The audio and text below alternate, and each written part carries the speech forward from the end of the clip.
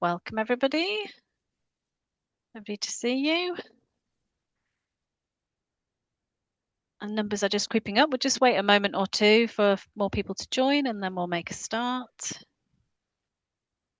Yep, numbers still going up there. Lovely. Welcome, welcome. Come on in. Okay.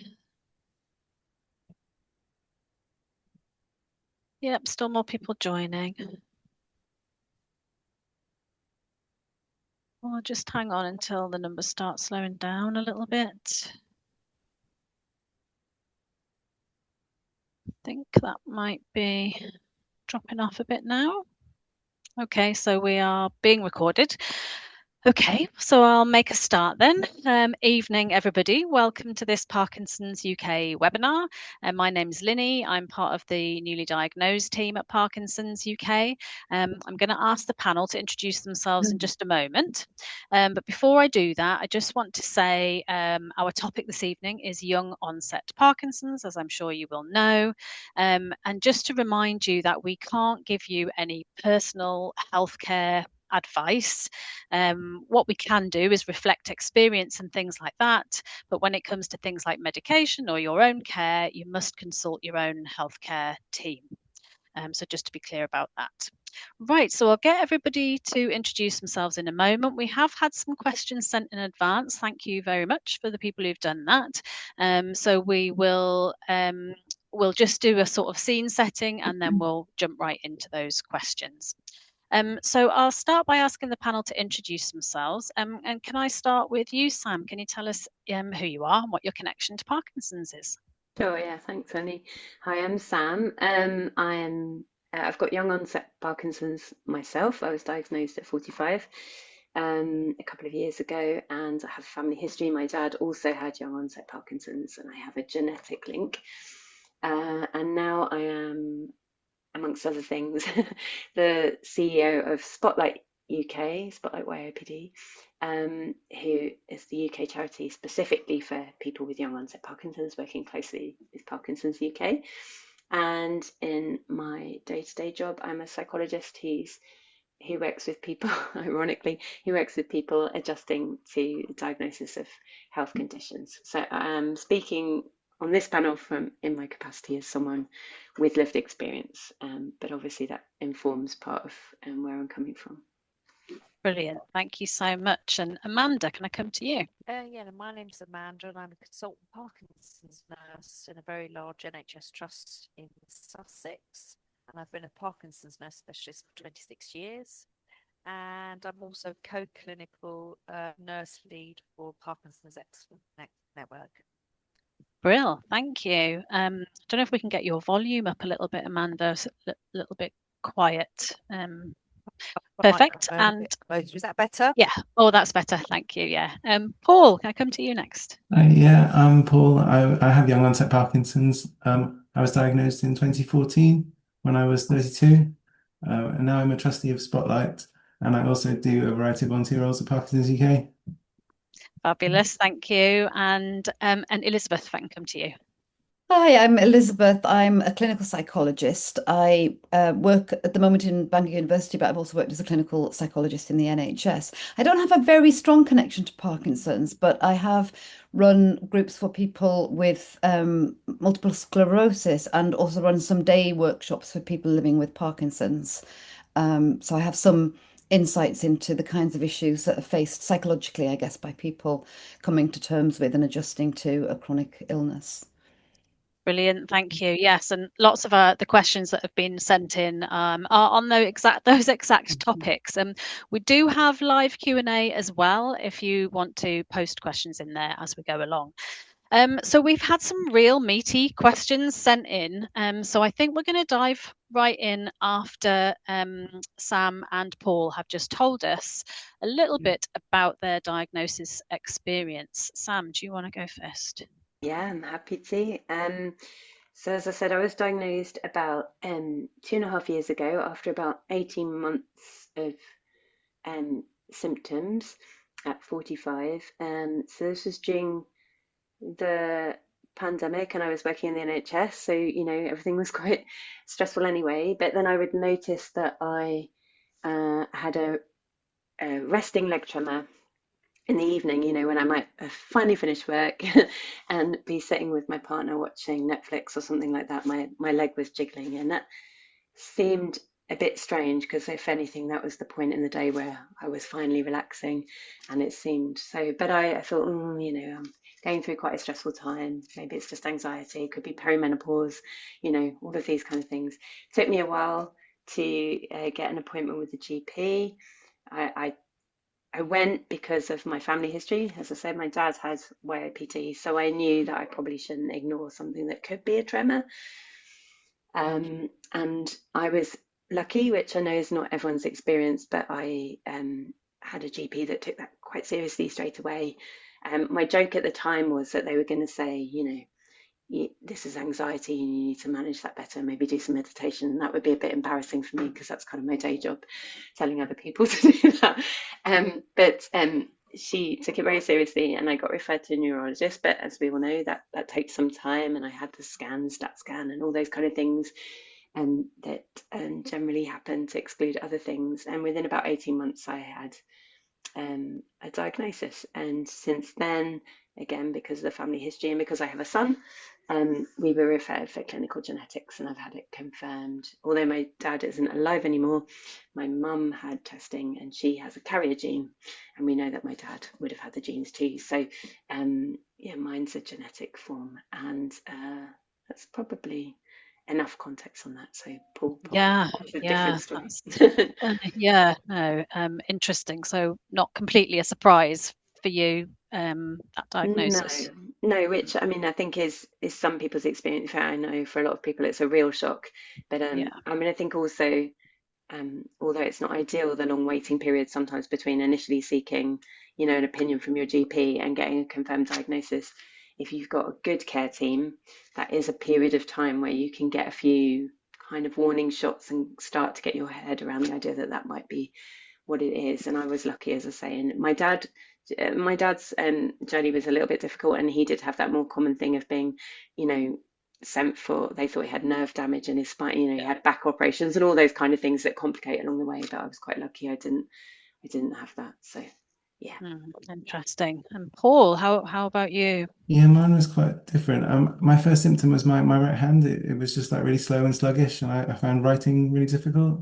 So I went to the GP quite quickly after that. And then I got referred straight to a neurologist. I think I had private healthcare through my work at the time. So it all happened really quickly. I saw the neurologist within a couple of weeks, and he diagnosed it straight away. I think in the first meeting, he told me that I had young onset Parkinson's, and then he ordered a DAT scan and some other tests just to like rule other things out and confirm it. So yeah, it was really quick for me, which I think is lucky in a lot of ways, but it was almost too quick because I didn't have time to adjust to it because I hadn't even suspected Parkinson's as a thing because I didn't have a tremor and I was so young. Mm.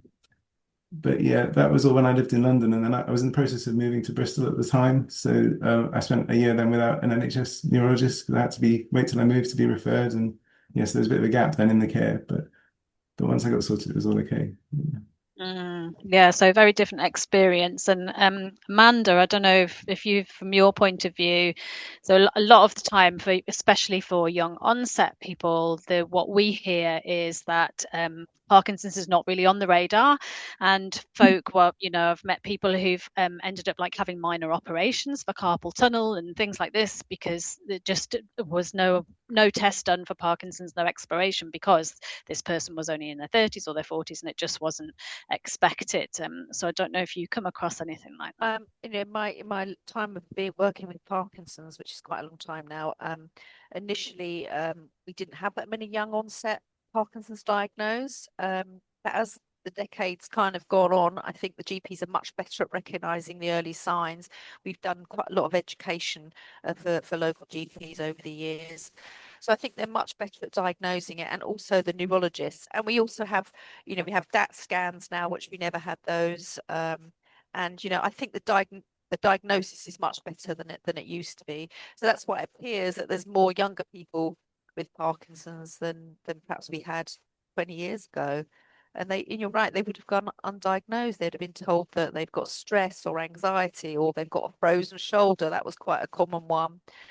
And it wasn't until they went to see a physiotherapist for the frozen shoulder that they, it was suspected that they had Parkinson's, back problems, everything and anything other than you may have Parkinson's.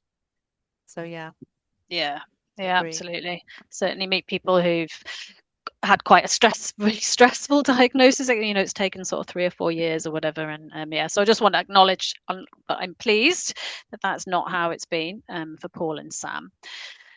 So the question that got sent in to us, which we're going to have a go at first, is about finding, losing, rediscovering yourself. So what happens to you? That change from being not living with Parkinson's to living with Parkinson's, the impact, and then do you rediscover yourself, or how does that feel? Sorry, Sam, coming back to you again for It's that one. okay. I just shouldn't be, yeah, don't know how I ended up on this end of the screen. Yeah, for me, I think, well, first of all, that adjustment is not a one-off thing, it's a continual process. And I think, it will continue because people change anyway, right? And your identities are shifting for all kinds of reasons that have nothing to do with Parkinson's, but also Parkinson's shifts, the treatments change. So I think it's in my experience, but also a lot of people that I've spoken to, it doesn't seem like there's one epiphany where you kind of go, oh, great, okay, I've integrated that now, and I know where it sits with everything else. But so I think the first thing is just to try and acknowledge really that it is obviously a huge disruption and quite a big thing to absorb for you and all the people that care about you, and to give that time and self-compassion, if you can, particularly at the beginning. Um, but I think for me, it wasn't necessarily like kind of, yes, it disrupts a lot of your identities and roles. You need to find out, for me, it was like, okay, how am I a parent with this? How do I relate to this, especially with a genetic link? I was thinking about, impact for my son. And so how do I tell him about this? Also thinking that it could affect him in the future, or, how am I at work now? I work in the NHS on the other side, and suddenly becoming a patient shifted that. Like, okay, how do I navigate that? Being a partner, being all of those roles that we have, a friend, they all get subtly and not so subtly, I guess, shifted by trying to integrate something like having a diagnosis of Parkinson's into your life. So, but it doesn't, in my experience, all get thrown out either. So I think I found it really helpful to just stay, those identities are all relational, right? So it's the people around us who know us that can keep us grounded and remind us where the continuity is too, and where we're the same and what we can still do. So some things get adjusted and some things may stop. And in my case, some things I stopped not because I couldn't do them anymore because of Parkinson's, but just because I guess Parkinson's and that journey gave me permission to say, actually, I'm reprioritizing and I'm not going to spend time and energy, and that's limited now, on this. So that kind of went, but a lot is retained. And I don't think people that knew me, 5, 10 years ago would meet me now and go, oh my gosh, completely different person. So there is some rediscovery and shifting, and certainly I've found new strengths in myself, I guess. And yeah, some things have changed either because I've had to adapt physically or because I've wanted to adapt to the new reality. But there's a lot of continuity there. I don't think I'm a completely different person. So I think, in my experience, it's just keeping grounded with giving yourself time, being kind to yourself if you can, and keeping the people that matter to you and that can remind you about what's important to you and what you value in life around you, that can kind of, because they're going to have to make adjustments too. Mm-hmm. And so I guess to the extent that you can do that together, that's helpful. And yeah, just not expecting there to be one moment where it all sort of, okay, I've got this now, I've absorbed that news, Yeah, and like that's it from now on, I know yeah. how things are. That's been my experience. And I think, I don't know what I expect Paula would agree, but when I've spoken to other people, it seems to say that we're all continually still going, oh, what does this mean? I thought I was this kind of. So I Yeah. guess some of them are quite minor adjustments. For me, Yeah. just to give an example, I've never sort of considered myself a sort of fussy eater.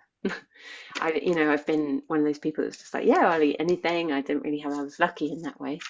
And now I really dislike the fact that I feel like I'm being sort of fussy around social eating because I can't eat at certain times when I'm on medication, or I can't eat some things in the same way, or so that to me has felt, it's a small thing really, but it's felt difficult because I used to love just hanging out with friends and family and eating a casual meal. And now that needs a bit more thought. And sometimes I do have to advocate for myself and say, actually, can we not go to the Indian restaurant because that's not good at 7 o'clock, because Yeah. that's not going to work for me.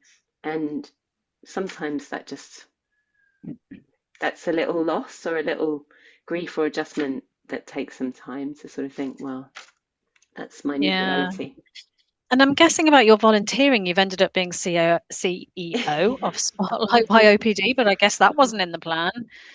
No, no, getting Parkinson's wasn't in my plan at all. Mm. And I'm actually quite a private person in general. I don't like, so that's been a big shift for me, is that, and I think again that maybe is a calibration a lot of people with Parkinson's have to make, maybe not when you're first diagnosed, but further down the line, is, as we said, you have to sort of advocate for yourself quite a bit. Often, you've, even to get to the point of diagnosis, people have had to fight and push a little bit and keep going back and be persistent, Yeah. because they've been told it's this or it's that, or you're just anxious.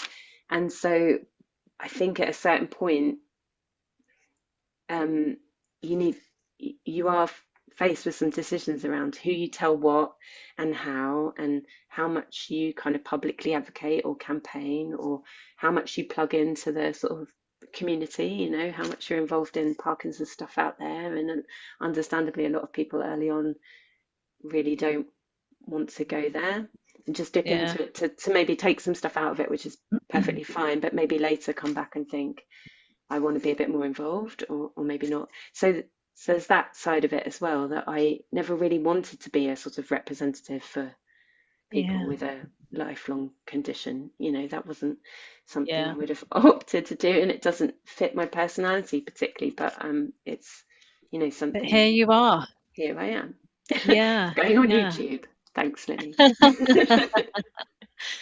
And Paul, does some of that resonate with you as well? Yeah, exactly. I completely agree about it not being a one-off moment where you sort of realize how your life is going to be from now on. It sort of develops gradually over time as your symptoms change and develop. I definitely felt like in the early years when the medication was working really well, I didn't really change anything about my life. I carried on working, just kept everything the same, and I didn't really get involved with the community because I didn't really want Parkinson's to be part of my life at all. But over time, the symptoms develop, and you have to change that. It's just sort of inevitable, really. You have to accept that it does affect you more. And yeah, I've completely changed now. I'm involved with lots of things and doing lots, and it's been really good from that point of view, actually. So although things have Yeah. been harder physically, at least there's been sort of new things that I can do that feel like I'm adding value and giving back to other people with Parkinson's. Absolutely, I can see that. And Elizabeth, I just wonder if that's something that you experience, that sort of, people coming who are struggling to perhaps reach out to a network or a community and kind of feel they don't want that, but yet when they do reach out, they feel better. And, the sort of, it can be confusing, even sort of trying to sort that out in your own mind. Yeah, absolutely. I think a lot of what Paul and Sam were saying kind of struck chords with me with people that I've worked with. My therapeutic approach is using a therapy called acceptance and commitment therapy, which some people may be familiar with. And there's a few things in there. I think one of them is the fact that when somebody receives a diagnosis like this, even the diagnosis itself, but then increasingly with the symptoms that come along with it, it is a real kind of threat to existing roles. We kind of get used to being able to do things in a certain way, and we almost imagine that we'll always be able to do things in this way. And I liked what you said, Sam, about that you change all the time anyway, because in fact, that's not true for any of us. We're all changing, but when you're faced with a diagnosis which has particular and unpredictable changes, then that's more of a challenge. I think one of the challenges is the threat to your own roles. Now, what acceptance and commitment therapy does focus on is thinking about what hasn't changed really, and what's left of you that can be expressed in different ways. And what I'm talking about here really is values, our personal values, the things like what's important to us, who's important to us, how do we want to be. So, for example, if it's important to you to be a loving parent to children, and if you've got young children or youngish children who are still dependent on you, you might have had ideas and habits and ways of doing that that you can no longer do in exactly the same way, but you can still be a loving parent. It can feel challenging to acknowledge that maybe you aren't able to do everything in the way that you envisaged or the way that you were doing, but you've still got that. It's still kind of part of who you want to be. And I think kind of focusing on that can be can be really helpful to help people be flexible around what life throws at them and what Parkinson's might throw at them. There's a great metaphor actually that another psychologist described this kind of sense that if your values are like a direction, because values aren't something that you get to and you can just tick off, it's kind of a way of being. It's like kind of heading in the direction on a map or in sat nav or whatever it is. But of course, you've got the ideal route, and then we come across an accident or a traffic jam or whatever. And it's not as if you can't still go the way you were going to, but you kind of just have to be rerouted. You can still be heading in that to that destination, but having to take a different approach to it, having to go a different way. So I think that can be really helpful for people to think about how do I still be the person I want to be, regardless of what's being thrown at me. And I appreciate that's easier said than done. Mm. So, Amanda, I'm just thinking that you must offer. I hear people talk about their Parkinson's nurses, and there's just a real lifeline can be for them. So, I'm guessing that do you sometimes have these sorts of conversations with people about adjusting and All the time, actually. But it's often drip fed. So every time I see them, there'll be a little bit more and a little bit more. Um, and it's working through the grieving process. So they're grieving for what they might think that they've lost or going to lose or not be able to do. So it's helping them work through that, giving them pathways to help with that, just being there if they need to chat or just send a quick email or something. A lot of my patients I've known for over 20 years. So we've kind of grown together really and been on that journey together. Um, so yeah, it's just acknowledging, as Sam says, acknowledging this new norm, the new normal you. Um, as humans, we change all the time anyway through our lives. We close one chapter and open another. So you can think of it like that. It's just a different chapter than it's the chapter you didn't think you would have to have. So it's dealing with it at that point. So yeah, I'm an ear and giving them little prompts and things. I'm not a counsellor, but yeah, we kind of work through it together, and I'm there for them every step that they take yeah, through their journey. yeah. And I guess you can refer people for counselling if they. I mean, I think actually, a because lot it of can be a people don't. symptom, can it, to low mood and things like that? It can be, but when I talk about it to patients, they say, "Oh no, I don't want counselling, or I don't want treatment, or I don't want that." And I have to say that very, very few of my patients would actually be on treatment, as in antidepressants.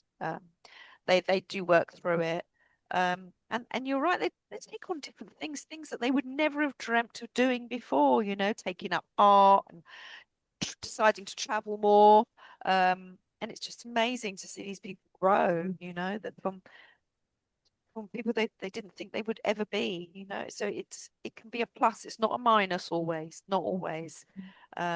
Most people are very positive, actually, I have to say. They have little setbacks, but no, Yeah, they're yeah, amazing. I'm always in awe of how amazing people with Parkinson's are, because they are just always upbeat and positive and always, yeah, great. Hold my hands up to them. yeah. Doing new things Mm. and trying new things. Yeah. I want to move us on to another question that got us sent in, which is about being at work. So many people with young onset will be working and juggling all of the usual things, sort of kind of family and family relationships, maybe children, maybe older parents and things like that. Any tips around helping colleagues to understand what's going on with you and why things have changed and those sorts of things? Amanda, do you want to start? Yeah, Start I've had lots of patients that well still do that are working, so working age, young children, juggling everything, and elderly parents. When it comes to work, most people are quite apprehensive. They don't know what to say, what to do. Should I tell my boss? Should I not? Should I just wait? There's all these questions, and I kind of say that, well, how much do you want people to know? So there's no rush to tell anybody. It's up to you, and you need to be ready to be able to tell who you want to tell. So the first question I would say is, well, how much do you want people to know? Do you want people to know everything, or you don't want them to know everything?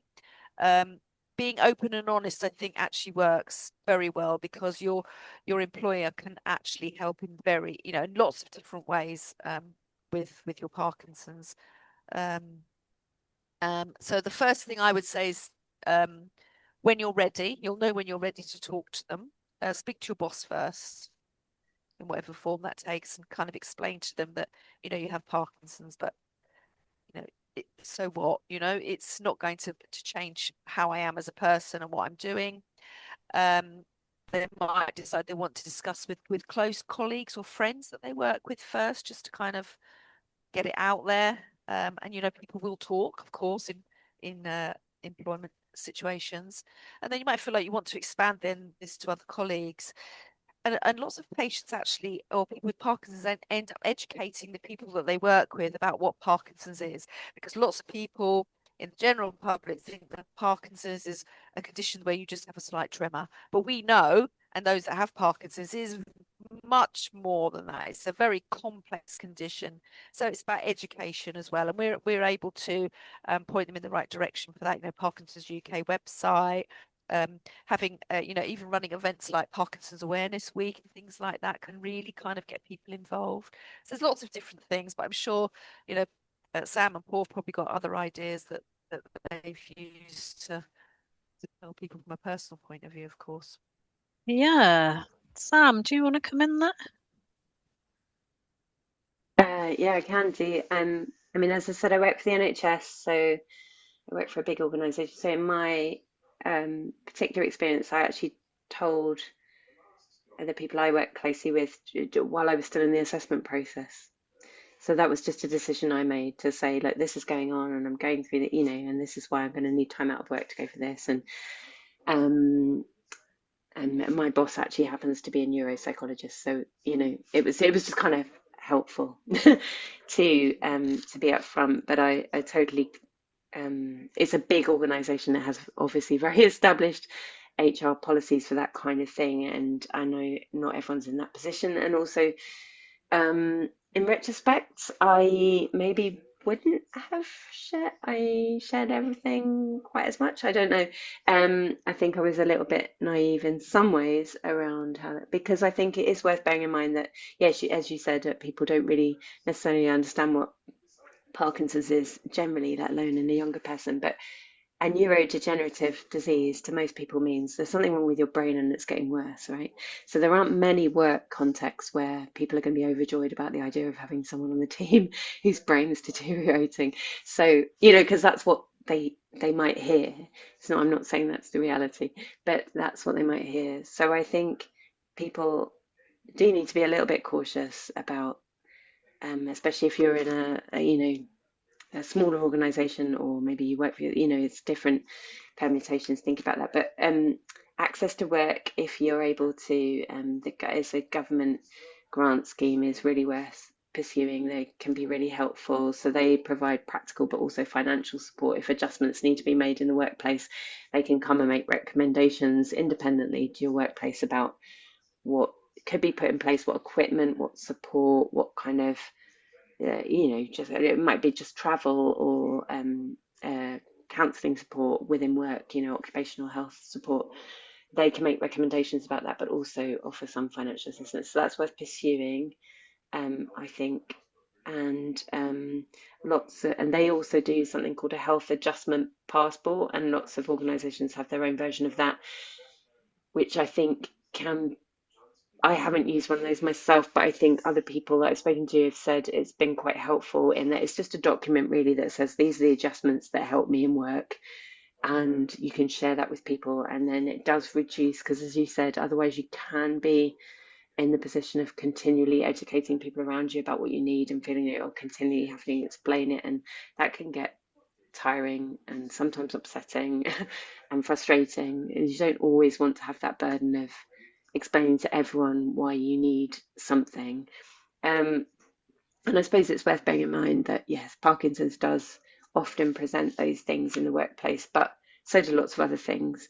And so there's, no need really to give a reason any more than someone who might have ADHD, or, anything that might present a need for reasonable adjustments in the workplace. I think don't feel that you need to kind of overshare about your particular condition if you don't want to. I think it's the focus is really on communicating what you need, and then it doesn't really matter why you need it. We all need certain things. It would be nice if we all had this, really, rather than the onus being on people who've got an identified thing to say, actually, this helps me work better in the workplace. Wouldn't that be nice for all of us? But we're not there yet. So I think my main tips would be access to work is something to pursue if you're not working for yourself, and looking at whether your organisation has something like a health adjustment passport or some kind of occupational health kind of review that can just give a report saying, that these kind of accommodations would be helpful. But also just think about the timing of that, because it may take you a while to realise what for yourself those accommodations might need to be. So I did that quite early, as I say, and looking back, I think I would change it. And I know Paul has almost the opposite story. So Yeah, I left it really late. I think I took 8 years before I told them about it. Um, I think because I just started a new job when I was being diagnosed, that was awkward. I didn't want to say anything then. And then almost straight away there was a takeover and a selection process, so I didn't want to say anything then. And then my career was going quite well, and I was getting promotions and things, and I still didn't want to say anything then. And then it became really hard to say anything at that point. So I kind of left it until my symptoms were really bad, and I was kind of having to think about stopping. Um, in retrospect, I should have said something sooner, because they did make adjustments when I did tell them, and they were really helpful. But I think it was very difficult for me to tell them at that point. I didn't really want to deal with other people's reactions to it, and I think so. I'm even worried about how they perceive me, which I think is a worry a lot of people have from the onset groups I've been to. But I think it probably is better to tell people at some point rather than just wait forever. Mm. Interesting. And that sort of burden, like you described, Sam, of people not understanding, then you constantly explaining and doing that stuff, I imagine could be quite emotionally draining. I'll just do a real quick plug for our helpline and our advisors. We do have we have a free advice service at Parkinson's UK. You can contact our advisors via the helpline. We have local advisors right across the UK who you can have a conversation with, and we also have some who specialise in employment. So if you are struggling, there are rights and responsibilities that employers have, a bit like what Sam has described. So I'll just throw that in. And Elizabeth, any reflections from you on the whole kind of workplace conversation? Yeah, I think what people have said already really strikes a chord, that the first thing is that it does depend very much on your own personal context and how comfortable you feel, how confident you feel about getting support. I think there are some practical things that you can consider doing, if, controlling the things that are within your control. If you're familiar with your symptoms, maybe there are some things that you can do to manage in work that don't necessarily require a conversation with somebody else. If you have that kind of autonomy, that is, if there, you can decide when you do certain tasks and when you do other tasks. The other thing that I was thinking about really is how it's really, really common, and I certainly noticed this when working with people with MS also, that it's really common for us as humans, I think, to want to help other people. We like helping other people, but it's very common for us not to like to ask for help or even receive help from other people. That puts you in a really vulnerable position. And I think the difficult thing for people who need help and they're, kind of putting in these positions is um, having to practice being vulnerable with others. I think the promising thing I would say is that practicing anything makes it kind of generally easier, because one of the worst things maybe you can do is avoid it too long to the point where you're really, really struggling and you haven't asked for what you need. I think the other thing I would just say on a practical point of view is maybe having not kind of a rehearsed, that's the word I'm thinking of, a rehearsed um, script, if you like, for what you want to, how you want to explain what's happening and what you want to ask for. And the more you kind of use it, I guess the more familiar you would likely to get with it and the less uncomfortable it might feel with practice over time. And of course, what you need is likely to change over time. So that might need some adjusting. But, sometimes you can just walk into a situation, know that you need something, but not quite sure how to put it into words. So it can be helpful to think about that and even practice it with somebody in advance. Yeah, that's a good tip, because I think, Mm. Paul, from what you've said, a little bit of kind of like, why do I want to talk about this? Yeah, and just really just not wanting that to be the situation. Yeah, I think so. I think at one point I felt like I didn't need any support, so I didn't want to ask for anything. But then by the time I did, I felt like I'd left it a bit too late, and it was hard to bring it up then. And it was also going through lockdown, and no one saw me then, so I could kind of get away with not asking for help because you could make your own hours and you could work from home, and no one saw you. Mm. So it gave me that sort of freedom. But when we had to go back to the office, then I kind of had to say that I needed help, and yeah, Mm. that was Yeah. supportive. And when you did, the response was positive. Yeah, it was really positive for me actually. Mm. Yes. And it Mm. Um, sounds like for you as well, Sam, once you've kind of said, I've got a few things that I need, people have Yeah, been supportive generally. Would you say colleagues have been supportive? And yeah, they have, and I think jumping off what Elizabeth said, which is um, that I think there aren't many accommodations I can think of that I've sort of said this would help me, or I sort of need this in work that aren't actually just generally good for everybody. Um, and so what I've realized is I don't need to be quite so like, oh, sorry, please, could we like not have an hour and a half meeting with no breaks where we don't get to move around and we just stare at a screen, because that doesn't work for me because I have Parkinson's, but just like, hey, this is a long meeting. Could we agree that, every 30 minutes we have a movement break and cameras go off, and or just have a culture where if people need to turn cameras off to do whatever they need to do, that's fine. And for all kinds of reasons, most people are like, yeah, that sounds great. So I think, that's not always the case. Sometimes it is a sort of like, there's a particular thing I need, and maybe that's actually the opposite of what everyone else would like.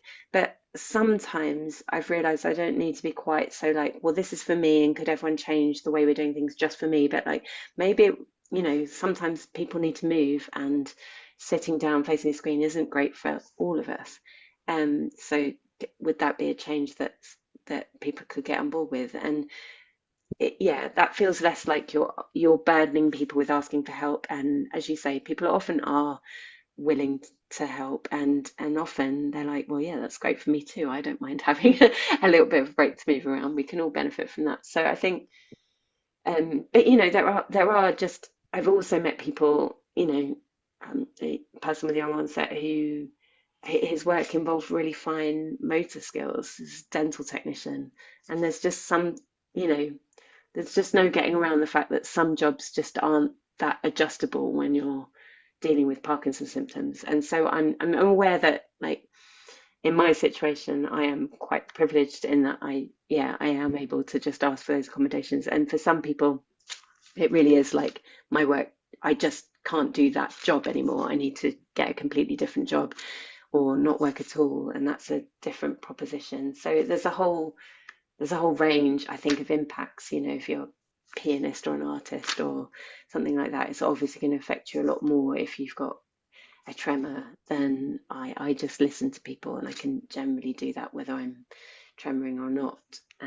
So, yeah, absolutely. I mean, you're completely right about everybody benefits, don't they, from better practices and better ways of doing things. Everybody benefits. So I think if anybody, I completely get what you were saying, Elizabeth, about how hard it is to ask for help, but the guilt is just a wasted emotion, isn't it, in these situations? So just let it go as much as you possibly can. Brill, I wanted to move us on now. Another question, which is probably going to come to you, Paul, to begin with at least. Somebody asked a question about DBS, and then we'll probably perhaps come to you, Amanda, after that. So I think you have experience of DBS. Do you want to explain what it is?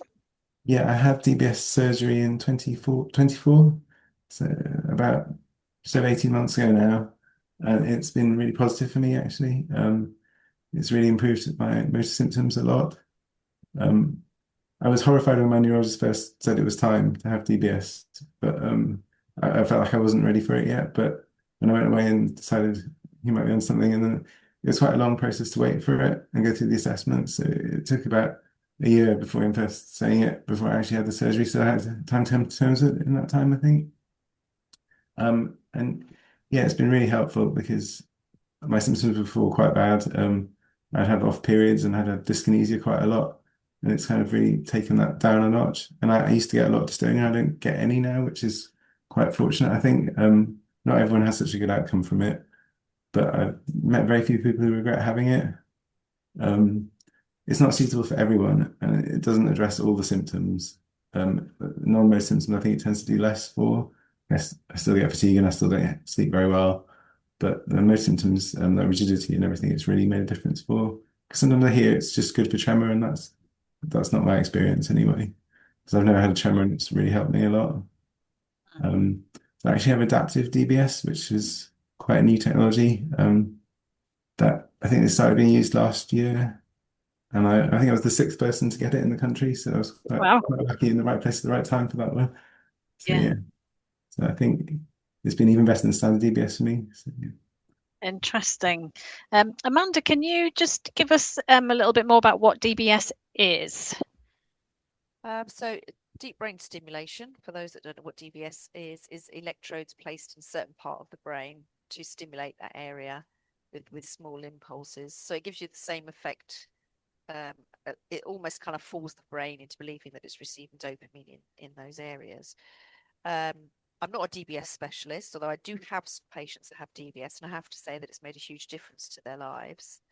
I think if you're approached about DBS, and this year I'm really pushing within our service to think about device-aided therapies, so that could include DBS and the pump medications as well, because I think some people are put off by the fact of brain surgery. Oh no, I don't want brain surgery, keep that away from me.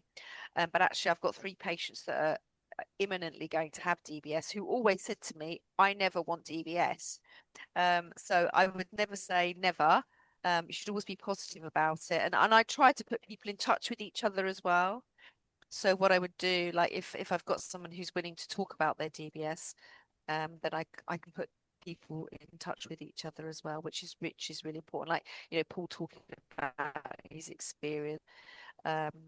I mean, it sounds like it's pretty straightforward, and it is pretty straightforward. I mean, the brain surgeons, we deal with King's College in London, and they're a great team there, and patients are prepared, like you say, Paul, for up to a year, sometimes a little bit more, to prepare you for the surgery, but also the criteria is very, very strict.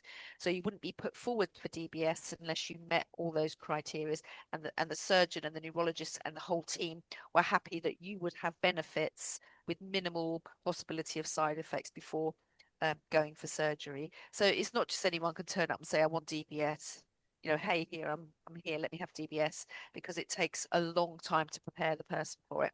And not just physically, but they also go through lots of psychological testing as well to make sure they're psychologically able to go forward with DBS, because it is a huge thing. It is a huge thing. So, and we as healthcare professionals, we always must remember from the patient's point of view that if they're not used to the hospital setting, just walking into a hospital and into an operating theatre is scary. without all the surgery that goes with it. So I think there's lots of things that we discuss with people before they have DBS. But yeah, most people that I've had put forward for it have been successful. It's about the healthcare professional picking the right people for Yeah. DBS as well. We certainly wouldn't Yeah. want the wrong people having it. No, so it's not for everyone, and it is Not for quite a everyone. A very complex. small group of people. Age Yeah. doesn't seem to be a problem. It's about your symptoms and whether the symptoms are going to improve. And as Sam said, sorry, Paul said, not every symptom improves with DBS. So it's not a cure. Yeah. I need to emphasize that it's not a cure for Parkinson's. And are there other sort of things in the Yeah, pipeline? What's new? I did a talk actually at a grand round at the hospital, and I talked about the history of Parkinson's, well, the treatment of Parkinson's from, thousands of years ago when it was first mentioned up to today. So I actually did a little bit on what was coming in the future. So I could just mention a few things to you. So they are trialing since 2025 an injectable, weekly injectable. I'm going to read this. So biodegradable weekly injection formulation of levodopa and carbidopa. So that's very interesting. So who knows, we may be having weekly injections in years to come for Parkinson's. So that is in clinical trials are underway for that. And adaptive deep brain stimulation. So Paul, you've got it. Well done. And I've got a few patients that are actually trialing that at the moment. Some of them are getting on okay with it. Some of them aren't. It's like everything, isn't it? Like the charging of the batteries, is run by a battery. Some people have their battery changed every 5 years or so, and some people prefer to plug it in like a mobile phone almost. So, it's different people have different, wants really for their DBS. I'm sure some of you have already heard about focused ultrasound. So this stimulates the same part of the brain that would be stimulated with DBS. So it's a non-invasive surgical technique, uses high frequency sound waves to penetrate that bit of the brain. And what it does is it targets those brain cells. So who knows, in the future we might be using this technique rather than DBS, which actually is not a very new treatment. It's been around for quite a long time. They used to use deep brain stimulation and surgery a long time ago back in psychiatry for all these things. So they seem new, but actually they've been around for quite a long time.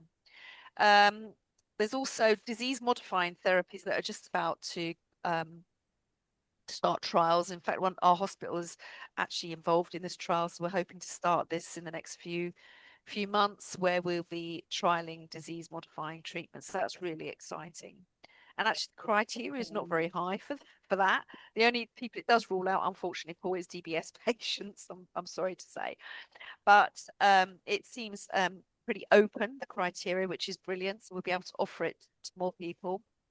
And also stem cell therapy, gene therapy, looking for biomarkers, and also detecting there's something called alpha-synuclein, and when that becomes abnormal, that indicates Parkinson's. So it's finding ways of identifying Parkinson's much earlier, looking at genes of patients, such as Sam has carries the gene within her family. So it's picking out these genes and being able to identify it much earlier.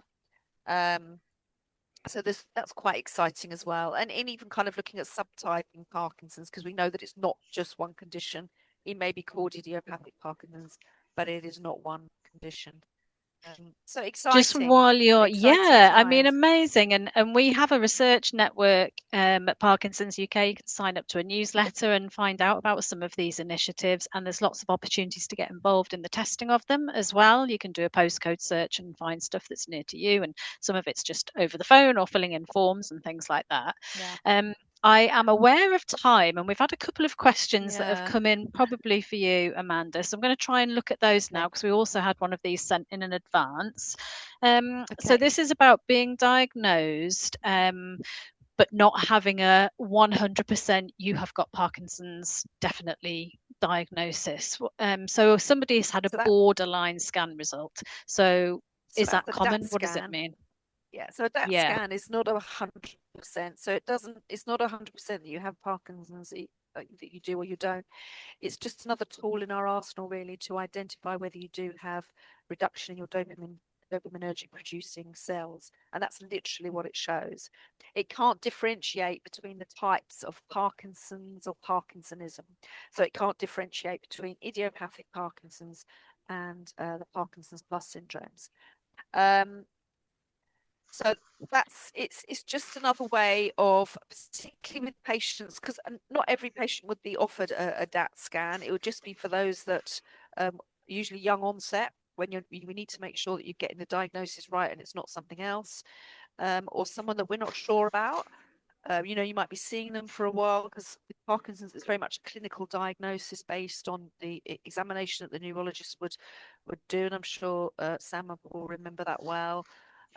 Any blood tests, MRI scans, or anything that they do at that time is to rule out anything else. It's not to diagnose Parkinson's.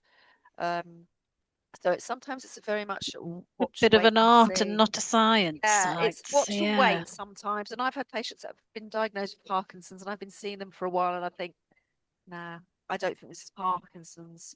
I don't think this is idiopathic Parkinson's, and it may turn out to be a Parkinson's plus syndrome. I haven't actually ever had anyone that was diagnosed with Parkinson's that didn't have a Parkinsonian disorder. So they Right. haven't got it that wrong. And But Parkinson's plus, somebody asked about that. yeah, so that's I think what their question was, that my results were consistent with Parkinson's plus. How do I know which one it is? So it's usually negative for Parkinson's plus syndromes. So you would get a negative result, and you can have false positives on a DAT Right. scan as well. So you don't Oh, just have the gosh. DAT scan alone to diagnose, it's all the other things that come with it as well. Complicated. Right. Okay. I want to just bring us on to another question that somebody sent in to us, and then we'll come back to the other one that's in the Q&A there. So talking about managing tremors in public, it can be embarrassing.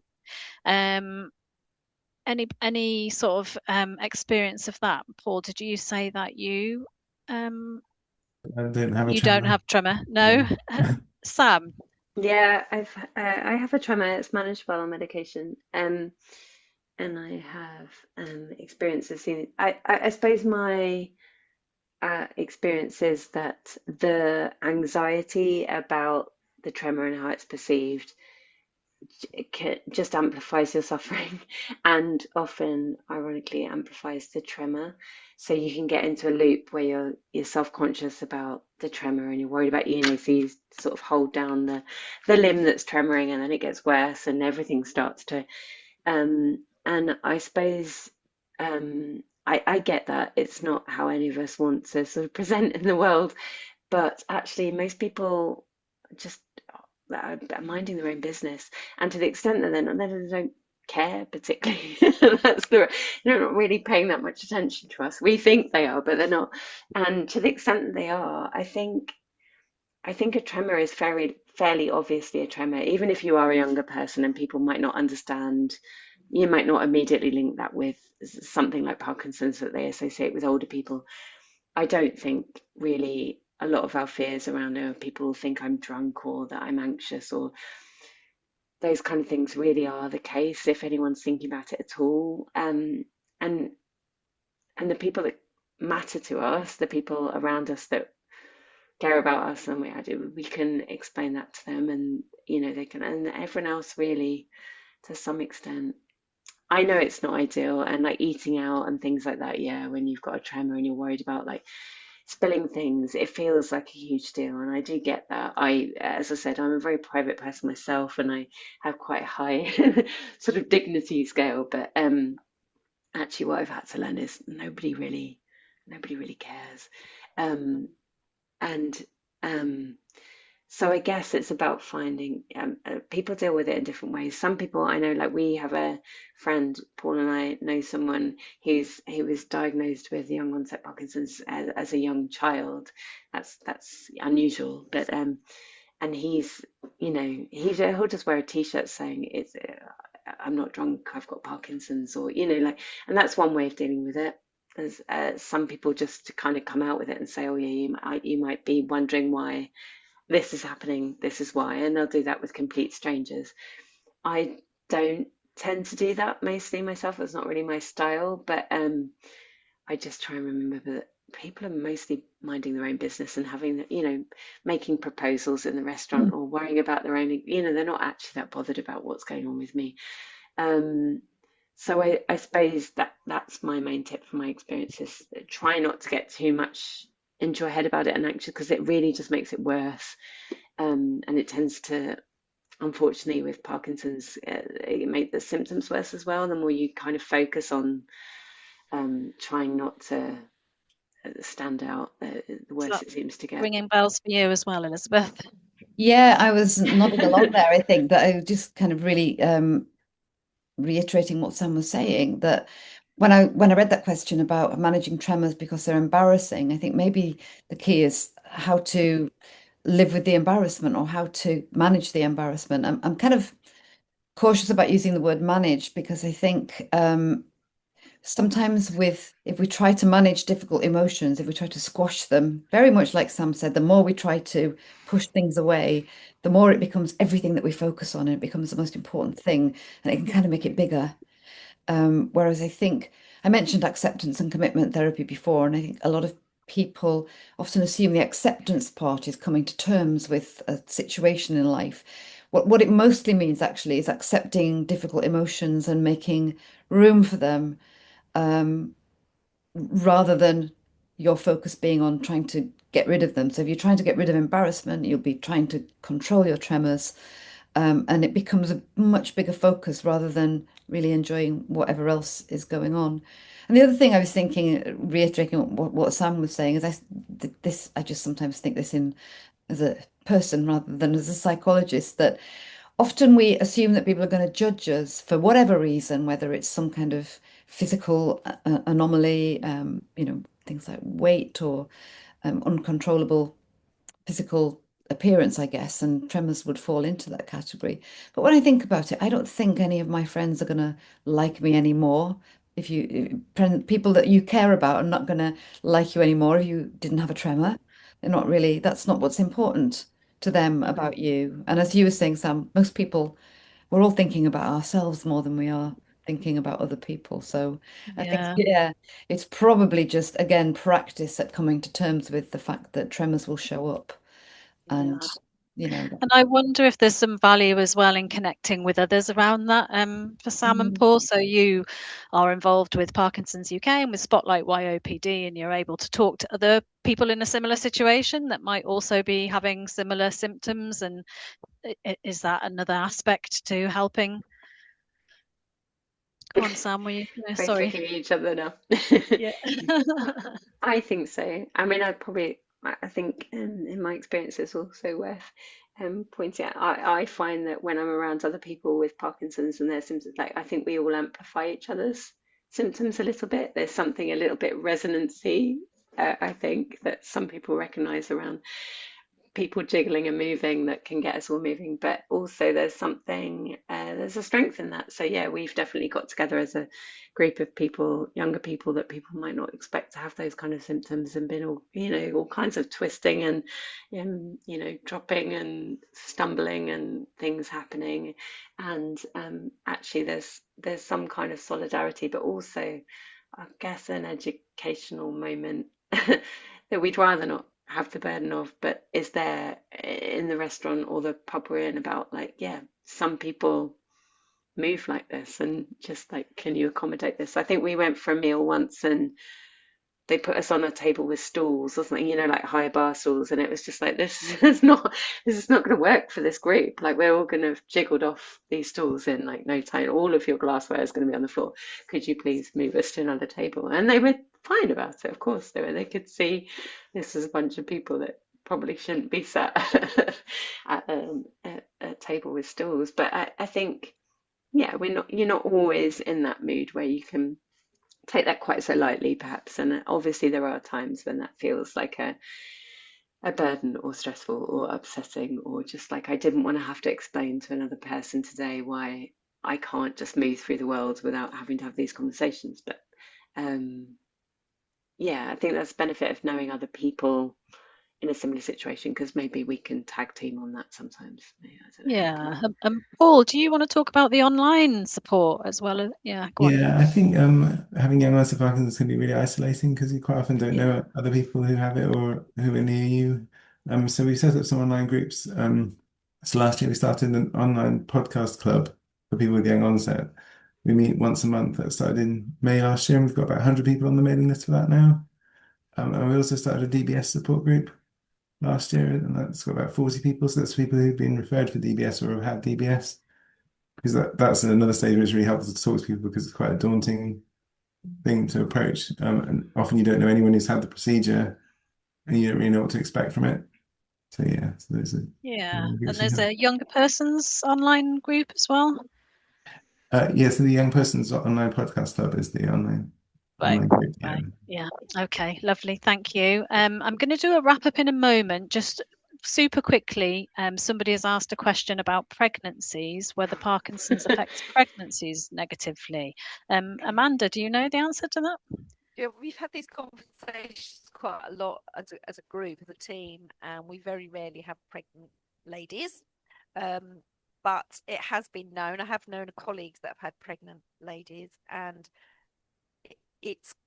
there's no harm in getting pregnant. There's not contraindicated getting pregnant. Of course, there's not. It's not going to harm the baby or yourself.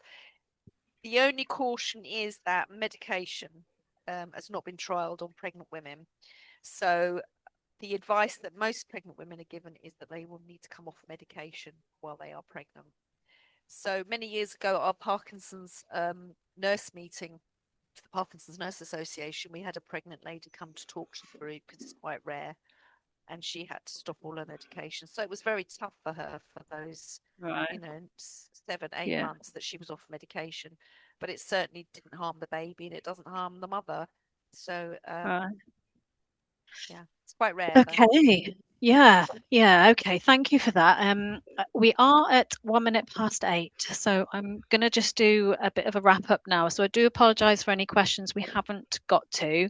I can see somebody's mentioned something about fatigue there, and I certainly do hear a lot of people talk about fatigue. We have got lots of resources that you can go and have a look at. I just want to run through a couple of those. So Spotlight YOPD, there's a website. It is run by people with young onset. The content is written by people with young onset for people with young onset, specifically just for you. So that's a resource really worth looking at. Parkinson's UK also has lots of resources. We have a helpline you can phone and talk to. We do have some qualified Parkinson's nurses on that helpline as well if you're really stuck with something. We've got local groups that support. We have events and activities. So, for example, we have something called Parky in the Park, which is running on the 26th to the 28th of June. It's our first young onset micro festival. You can find out about that on our website. It's going live tomorrow. So these are things that are just for people with young onset. We see you, we hear you, we know that you have very unique and specific needs, and we absolutely want to do our best to meet those needs. So do have a look around our websites, get in touch if you have questions. Our helpline is there for you. So I'm going to say thank you so much to our panel. Thank you for being willing to share so much. Really helpful, and thank you for sharing your expertise and your time as well. And we'll draw this to a close. Obviously, the recording will go out. It will then live on our website and on our Parkinson's UK YouTube channel. And we have other webinars that have touched on lots of the topics that have come up today. Again, they're all listed on our on our newly diagnosed pages on the website. So thank you everyone for your questions. Thank you for sticking with us. And we wish you well. Enjoy the rest of your evening. Thanks, Lily. Thank you.